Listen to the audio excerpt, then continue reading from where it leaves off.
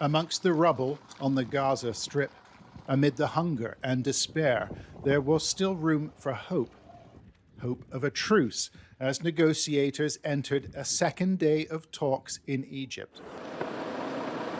Hamas and the Israeli government suggested that a limited ceasefire and the release of some Israeli hostages were achievable aims. Yet any optimism previously expressed soon evaporated. Speaking for the first time about these talks, the Israeli Prime Minister said their opponents' expectations were unacceptable. While Israel showed willingness, Hamas remained entrenched in its extreme positions, and on top of it, their demand that we withdraw all our forces from the Strip, end the war, and leave Hamas intact. The State of Israel cannot accept this. For many thousands of Israelis, the unacceptable thing here is their Prime Minister. They think he's got his priorities wrong. Stalling on a deal to get back the hostages as he sets about eliminating Hamas. Basically, the Israeli people are hostages to the right-wing government, and the people of Gaza are hostages to the Hamas, and basically there has to be a way to overcome that.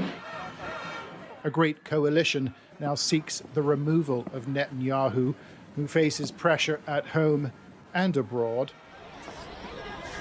The head of the World Food Programme says parts of Gaza are experiencing full-blown famine. It's not an official declaration, but the strongest statement of its kind. Israel failing in its duty to facilitate sufficient humanitarian aid. There is famine, full-blown famine in the north, and it's moving its way south. And so with what we're asking for and what we've continually asked for is a ceasefire and the ability to have unfettered access, to get in safe and unfettered access.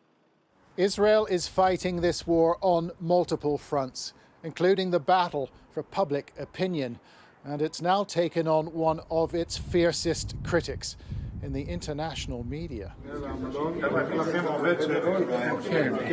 With the Al Jazeera network described as a threat to national security, the Israeli police have conducted a raid on its premises in Jerusalem, and their networks have been taken off air. Benjamin Netanyahu called it the mouthpiece of Hamas. But without a deal, without any sort of resolution to this crisis, his critics and their criticism will only grow. John Sparks, Sky News in Jerusalem.